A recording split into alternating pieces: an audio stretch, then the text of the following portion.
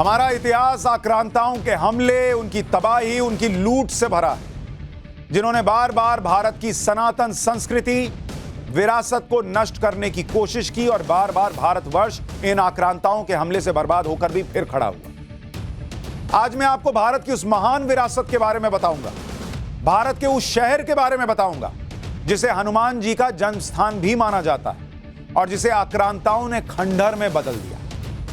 क्यों बदला यह भी बताऊंगा।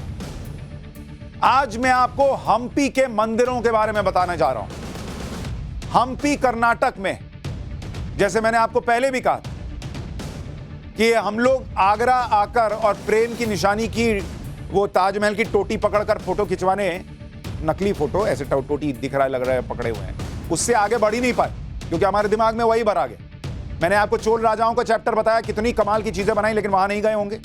इसी तरह से कर्नाटक में हम्पी मंदिरों का शहर कहा जाता है।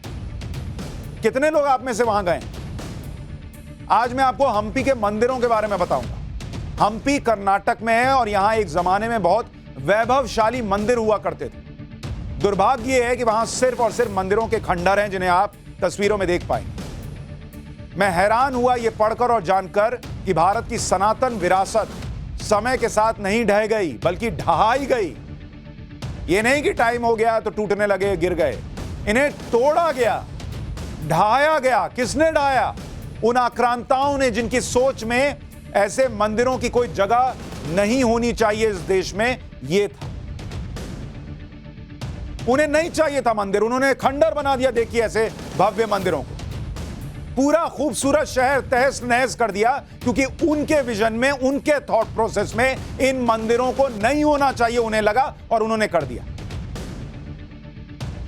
इन हमलों के बारे में आपको बताऊंगा, लेकिन पहले आपको हम्पी के बारे में थोड़ा विस्तार से बता दूं। असल में हम्पी मध्यकाल में वैभवशाली हिंदू राज्य विजयनगर साम्राज्य की राजधानी हुआ करता था।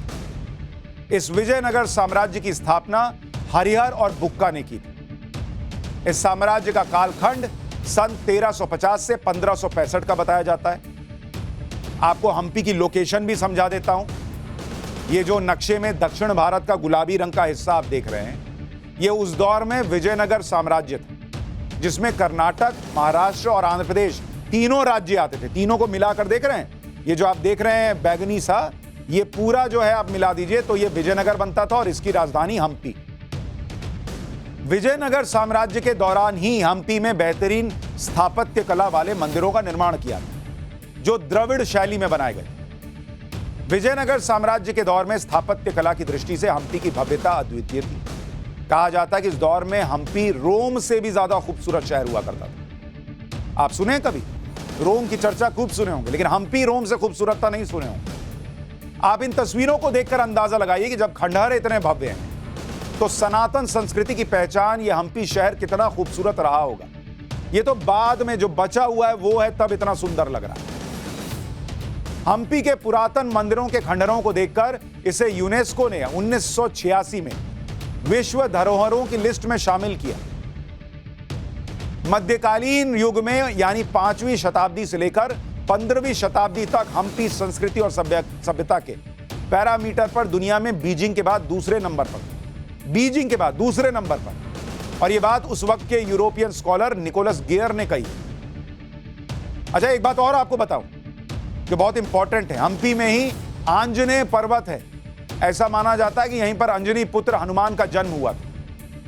तो आप समझ सकते हैं कि सनातन संस्कृति में हम्पी का यह क्षेत्र कितनी अहमियत रखता है और उसको खंडहर बना दिया गया।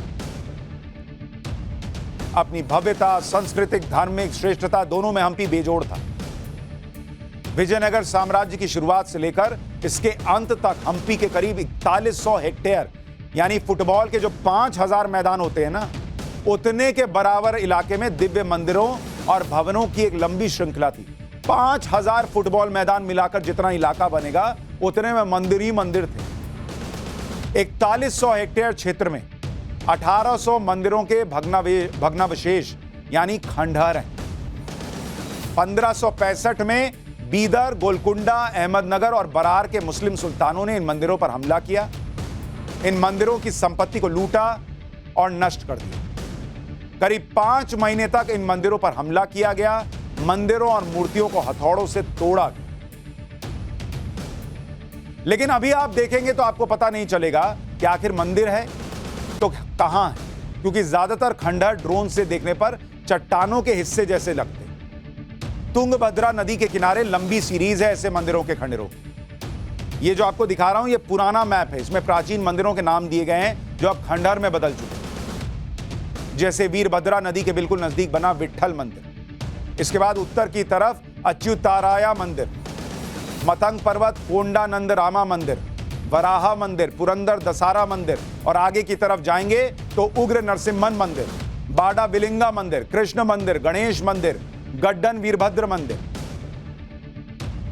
इसमें एएसआई ने बहुत से मंदिरों को सहेजा और बचाया। मतलब यह कि उनके हिस्से जिस भी रूप में एएसआई को मिले उसकी सुरक्षा की। लेकिन ये चंद नाम हैं, बाकी 1800 खंडहर जिसकी बात इतिहास के पन्नों में है वो तो खंडित हो गए या खत्म हो चुके हैं। खत्म हो गए भाई। आगे बढ़ने से पहले आज आपको इन मंदिरों का आर्किटेक्चर दिखाना चाहता हूं। आप हैरान रह जाएंगे कि आज से लगभग 500 से 1300 साल पहले कैसे इंजीनियर रहे होंगे जिन्होंने ऐसे कमाल के मंदिरों का निर्माण किया। आपको मंदिर के खंभों से संगीत में आवाज सुनाई देगी। आप भाई ये पत्थर के बने हैं, पत्थर को ठोकने पर मेटल की आवाज आ सकती है, लेकिन सोचिए उन मंदिरों में पत्थर को ठोकने पर मेटल धातु की आवाज आती है। सुनिए एक बार, देखिए इसको। टेंपल में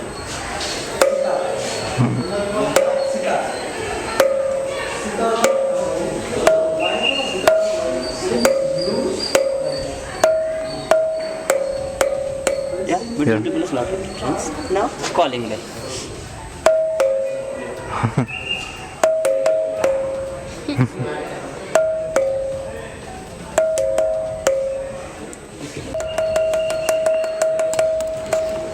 School bell. School bell. Now temple bell.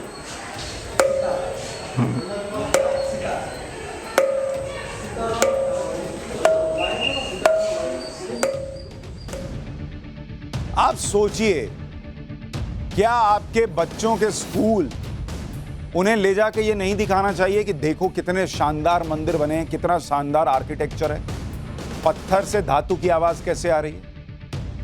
नहीं, चलो खिंचा के आते हैं फोटो। आप सोचिए कोई इतना निर्दयी और क्रूर कैसे हो सकता है कि इतनी अद्भुत और दुर्लभ कलाकृति को तोड़ दे। अभी बताऊंगा किन्होंने तोड़ा। जिस विट्ठल मंदिर के म्यूजिकल पिलर्स को मैंने आपको दिखाया और वहां की आवाज सुनाई, उस मंदिर को एक ही पहाड़ को काट कर बनाया गया। इसमें 56 स्तंभ हैं और इन सभी स्तंभों से अलग अलग आवाज आती है। अब आपको एक और वीडियो दिखाता हूं। यह हम्पी का करीब 500 साल पुराना शिवलिंग है जिसे बड़ावलिंग मंदिर कहा जाता है। इसकी ऊंचाई देखिए इस शिवलिंग की। आपने कभी देखा है इतना ऊंचा शिवलिंग? यह करीब 3 मीटर यानी 9.5 फीट का शिवलिंग है। यह तो वो मंदिर है जो किसी तरह बच गए, जिनके सबूत आपके सामने हैं। न जाने कितने मंदिरों को नष्ट कर दिया गया। ऐसा भव्य शिवलिंग आप देख रहे हैं। कितने लोग जाते हैं देखने के लिए वहां? आपको सुनकर हैरानी होगी कि मंदिरों पर हमले के अलावा इन्हें नष्ट करने के लिए अलकतरा यानी चारकोल डालकर इन्हें 6 महीने तक जलाया गया, जिससे मंदिरों के नामो निशान मिट जाएं। सोचिए कैसी नफरत रही होगी इन मंदिरों को लेकर आक्रांताओं के मन में। खूबसूरत मंदिरों के शहर हम्पी को खंडहरों के ढेर में तब्दील क्यों कर दिया गया, किस मंशा से किया गया, यह भी आपको जानना चाहिए। क्योंकि जवाब है वही सोच जिसके लिए आक्रांता जाने जाते हैं कि दुनिया में सिर्फ एक धर्म की पहचान को बनाना है। कैसे आक्रांताओं की आंखों में विजयनगर का भव्य साम्राज्य और उसकी सनातन सांस्कृतिक धरोहरें चुभती थीं। विजयनगर और उसकी राजधानी हम्पी पर एक नहीं अनगिनत बर्बर हमले डेक्कन के सुल्तानों ने किए, लेकिन कामयाबी नहीं मिली। हिंदू पहचान और हिंदू साम्राज्य को ढहाने की कोशिश हर बार नाकाम हुई। विजयनगर साम्राज्य का विकास सबसे ज्यादा राजा कृष्णदेव राय के समय में हुआ। राजा कृष्णदेव राय का शासनकाल 1509 से 1529 का है। 1529 में कृष्णदेव राय बीमार हुए और उनका निधन हो गया।